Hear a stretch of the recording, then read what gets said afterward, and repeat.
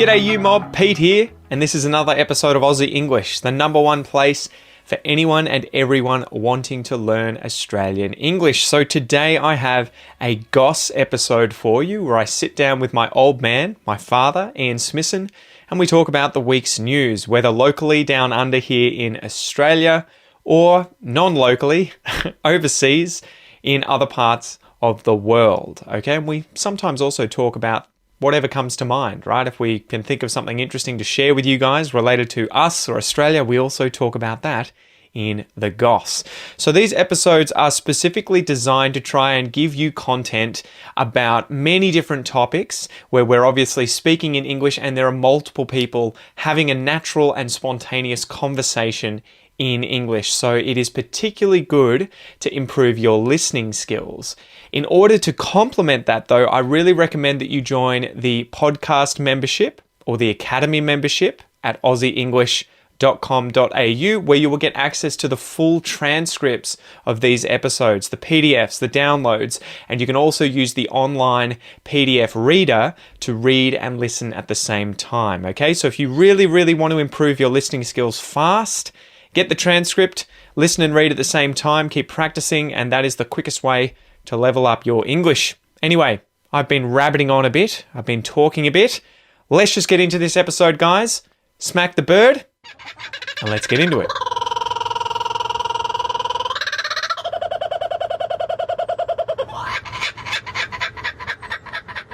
How good's the Australian education system, Dad? It's pretty good.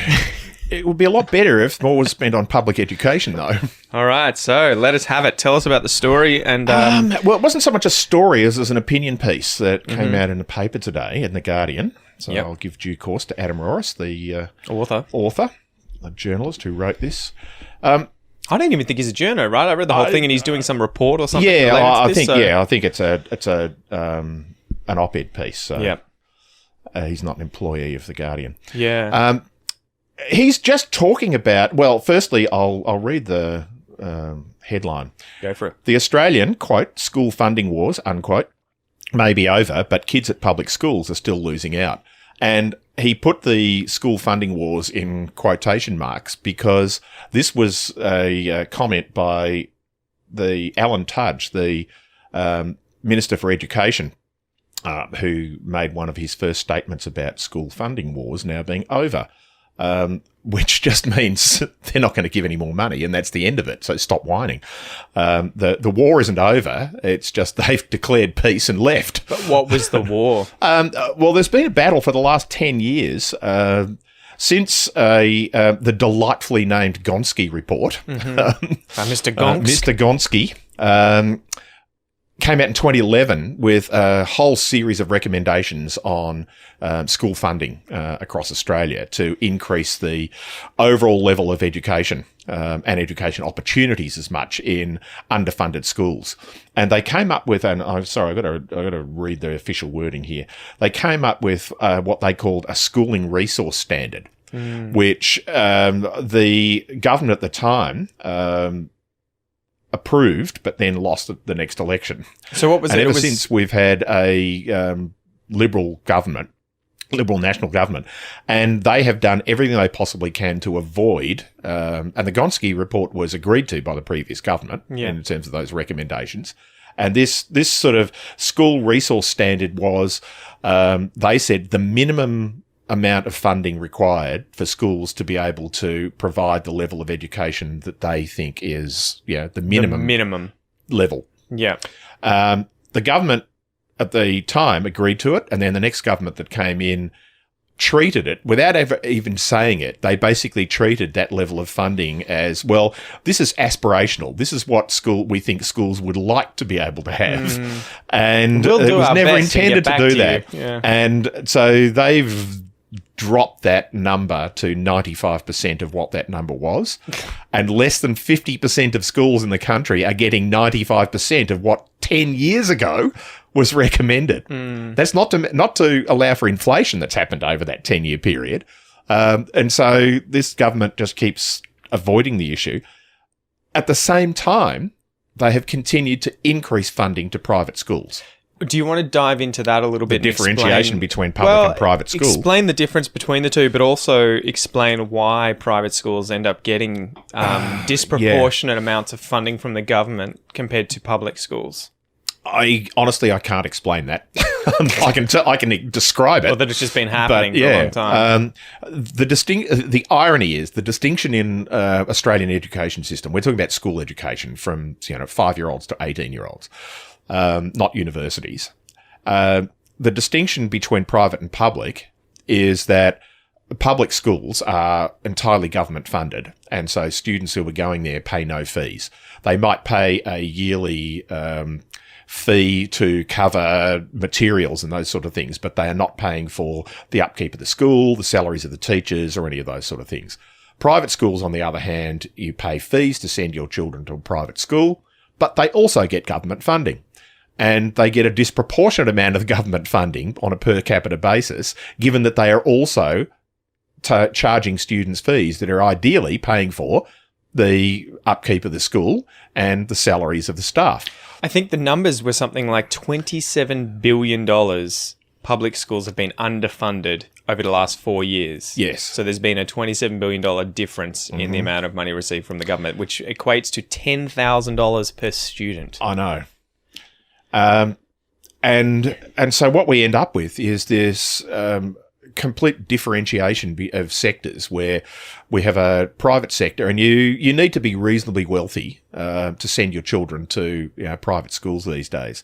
And we're in a bizarre situation in our family where you went to a private school and your sister went to a public school, and it was by choice in both cases. Now we're in a position where we could have afforded to send you both, but your sister decided she didn't want to go there. She wanted to go to a public school. And she actually ended up crushing it in comparison to me at school with marks. She did. Yeah, her results were better. So she was a nerd. I was much more worried about playing sports and chasing girls. So. Yeah, well, she wasn't chasing girls. She was at an all-girls school, so it would have been an appropriate thing to do. But she would have had an easier time of it. Yeah, exactly.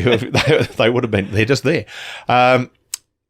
So we spend more than $100,000 for you to go to a private school, and you got for 6 years, and we probably spent $2,000 to send your sister to a public school for 6 years.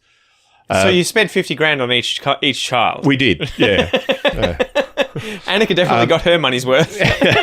She did. That was the best she return on investment. She did well with her $2,000. And so therein lies, but the government at the same time was probably giving the same amount of money to the school that we were sending you to as they were to the school that we were sending her to.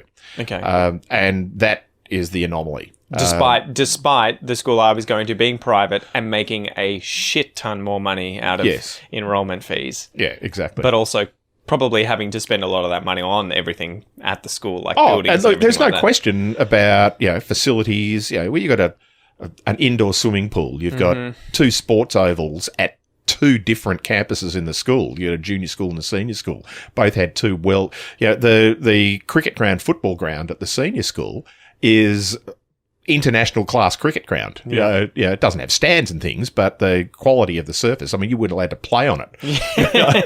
At the beginning of the end of the, during the middle of winter you could because of the football season, but during the cricket season, the beginning and the end of the year, you couldn't even play on it. So the school was very well set up in terms of facilities. I can't comment on the quality of teaching. Neither can I really. No, because it was the only experience you had. Yeah. But I don't believe it was any better than what your sister got. I think it's one of those things where the only thing that I can imagine that is potentially different is that the school has to try and maintain its high marks for the students. But they do that artificially. Well, they can in terms of asking certain students to leave. That's right. Students will not be progressed through the school if they are not meeting academic standards. But I think because of that, they had that sort of need to make sure that you were getting, the education as best you could. Yeah. But the education is all about getting the scores in the exams or in the assessment. It's not about the quality of education as such in terms of a holistic view of your education. So. Yeah, well, it was definitely an interesting... I liked going there. I like the fact that they pushed sports so hard as well, because we had to compete in that and you had to do sports. I mean, I think at the time I was always like, oh God, I got to go to training again in the morning or in the afternoon. I just want to go home and play with my mates. Or I have to get up at 6 a.m. on the weekend and go and play soccer at some, even richer school in Melbourne that's like, 2 hours each way, and I really just can't be bothered. But it was a sort of nice experience. We had laptops. We got to go on school trips that you paid for to places like France. That now just seems ridiculous. I remember at the time taking it for granted and thinking, I could send my kids to this sort of thing. But you think about it now and I'm like, no way, you were going to the local public school. There's no way. I want a new car. And I think then it becomes, because those schools are dealing with the wealthy, there is an expectation of a lifestyle at the school that will meet that standard. Yeah. And so, I mean, yes, you went to France for 3 weeks. I could have taken all of us to France for 3 weeks for the same amount of money that we spent on a school-sponsored thing for you. Yeah. When half your accommodation was, you were actually being billeted out with locals. Mm-hmm. So that was free. And you sit there and go, well, why are we paying that amount of money? When I could have sent 4 of us for airfares for the same amount of money. But I think it's the experience is, when you've got people who have got that sort of money, then there's an expectation that the school will continue to provide that sort of lifestyle for their students. It was definitely different from the local high school that I grew up next to when I was a primary school student, which is part of the reason you sent me to Geelong College, because the school that was local was not ideal, at least at the time. No. Like I remember people getting stabbed with pens, getting in fights, knocking kids out. Because you went to the primary school next door, you and your friends used to even refer to the school as the ghetto. Yeah. And when the local primary school kids are referring to their high school as the ghetto, then that's now the school has since been rebuilt, and I'm sure it's much better now. But it's at the time it was the only sensible decision that we made.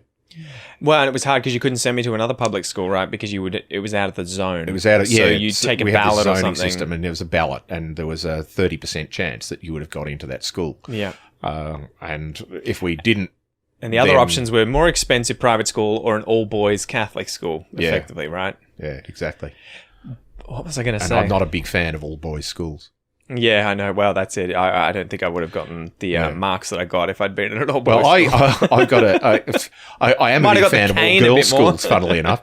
But my theory on co-education is send your sons to school with other people's daughters, but send your daughters to a girl school. If you want them to do optimally good at it's not about what they do. It's more, I think, the educational experience that girls get is better in all girls schools. The educational experience that boys get is better in a co-ed school. Do you think that all boys and all girls schools affect social experiences as well? Because I felt like going to a co-ed school with both girls and guys and just being around girls the whole time, you just got to know them. You got to become really good friends with them. Mm-hmm. You got to have relationships with them. You were just constantly around women. So from the age of, like out of primary school, you never stopped effectively. You never separated, especially during your puberty. Whereas I felt like, the local all-girls school across the road, there were always stories of year 12 students getting pregnant and with some of the boys from the all-boys school and those sorts of things. Then that just never happened at the co-ed school. I mean, that's a sample size of one. Yes. I'm sure that happens everywhere, but there was always that sort of, I guess, stereotype that both the all-boys school and the all-girls school, they kind of didn't really develop or just get, interpersonal relationships with the opposite sex the same way. I with zero sample size and no scientific study on this at all, I suspect that is much more the case with boys, that boys in an all-boys environment are just going to be, I hesitate to say socially stunted, but are going to be... the worst is going to be brought out. The worst is going to be brought out. And in the absence of, the kind female touch that would have kept them in place. Yeah, but I actually don't even think that the girls make boys behave better. They just dilute the idiot factor. Yeah. If you've got a school of 1,000 students and there are 1,000 boys there, as opposed to 500 boys and 500 girls, you've got 500 more idiots. Mm-hmm. And let's face it, most teenage boys are idiots. Well, not all of them. Most, yeah. I said. No, you were the exception. You said 500 other idiots. Yeah, well.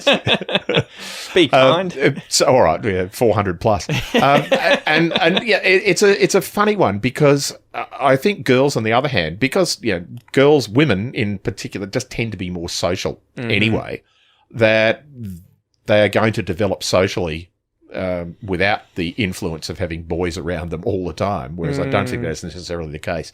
And frankly, I think there is a social element in school that is extremely important, but it's not the primary one. And I think the opportunities that girls miss out on by competing with idiot boys, particularly in those middle years of high school, with sort of 14, 15-year-olds, year 8, year 9, year 10, in school, is such a detriment to their education that if you can avoid that, all the better. Ideally, I think it would be great if you could have single-sex schools for that 14, 15-year-olds. And then just let them come back together for the end. And let them come back for the last 2 or 3 years of school. Well, it'd be interesting if you could somehow do a study that would look at that across, multiple different, probably public schools. Yeah, well, yeah. Enrolled in that. Yeah. Ironically, there are many more private schools that are single-sex schools than there are public. But I don't think the education should be the same. And this is a different story about, single sex or co-ed. Because the problem ends up becoming complexity then, right? And being able to actually maintain it. That whole idea of 14 and 15-year-olds are just messed up anyway. And treating a 14-year-old boy exactly the same as you were treating them when they were 11 at primary school, and exactly the same way as you're treating them when they're 18 at the end of their schooling, is just bizarre. I felt the fact that you sit down in 6 different classes a day for between 45 and 50 minutes a day in each one, and you get 25 kids in the class, and you have a teacher that's doing it, and you do that exactly the same for 13 years of schooling. Oh, well, at the end we had a few spares, right? Yeah, we had periods where we didn't have to actually time study. Off without supervision. Exactly. But that's the only difference. But the structure of the school is exactly the same for an 11-year-old, a 15-year-old, and an 18-year-old, and that is just bizarre. We should be doing things differently to enable people to grow and learn in different environments and different ways as they are maturing. Now, the challenge is that there are going to be some 13-year-old boys who are as mature as a 17-year-old and some 17-year-olds who are still 11 years old socially.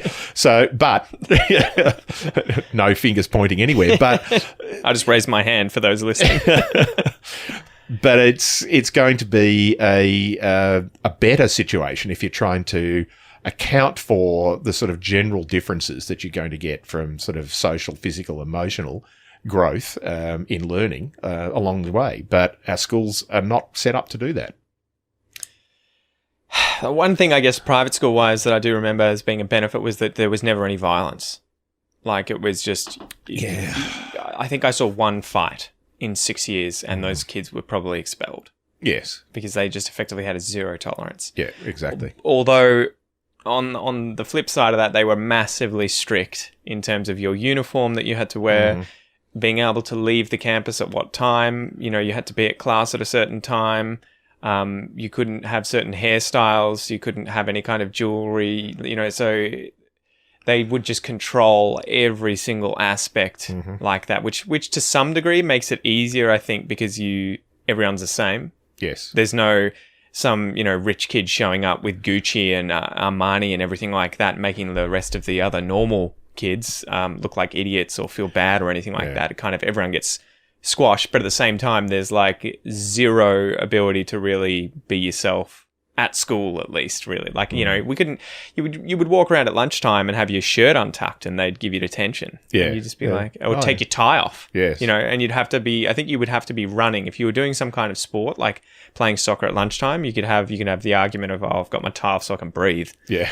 But other than that, they would always say, button up your shirt and have your tie right up and pull your socks up and everything. And you'd just be like, and Jesus. I think there's a legitimate reason for having those sort of rules in schools. And I think as a sort of subsection of society, with a bunch of teenagers. It's not bad having a set of rules.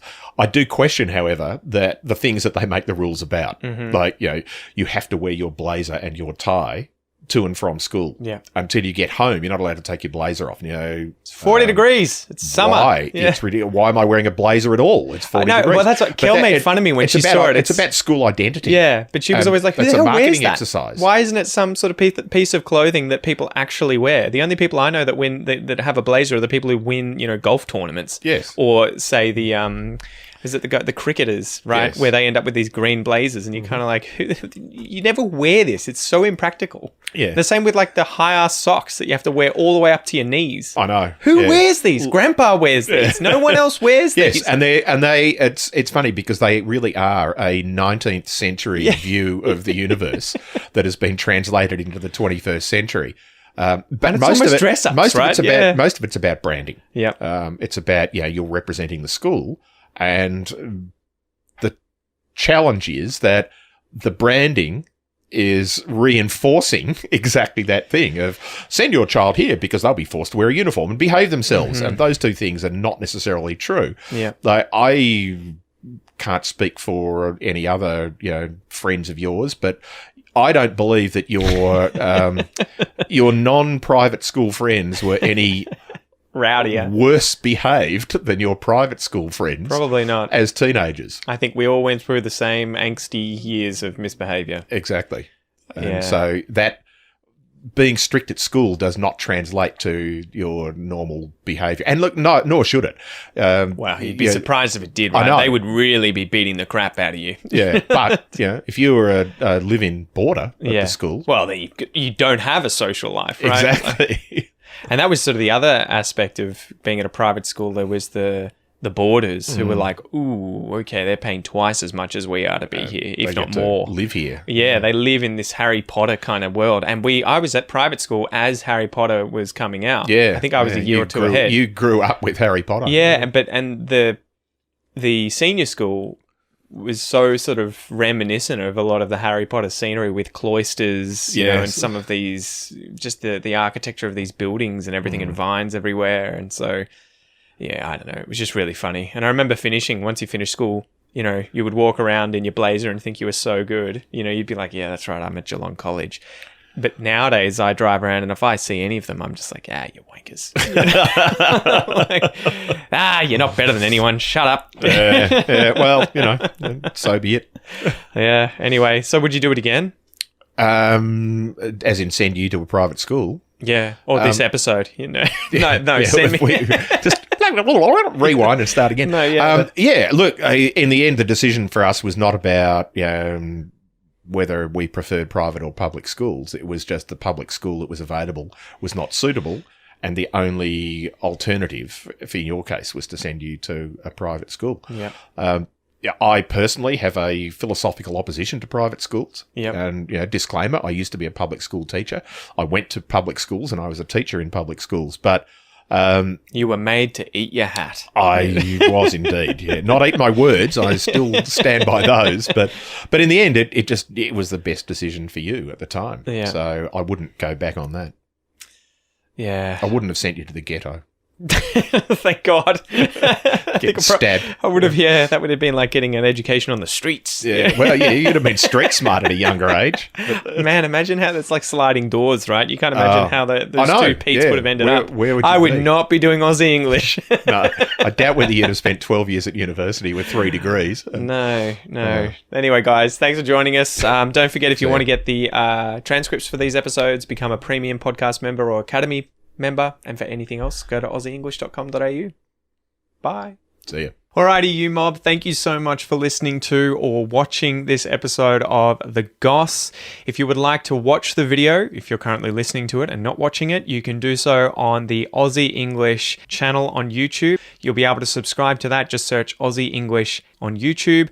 And if you're watching this and not listening to it, you can check this episode out also on the Aussie English podcast, which you can find via my free Aussie English podcast application on both Android and iPhone. You can download that for free, or you can find it via any other good podcast app that you've got on your phone. Spotify, podcasts from iTunes, Stitcher, whatever it is.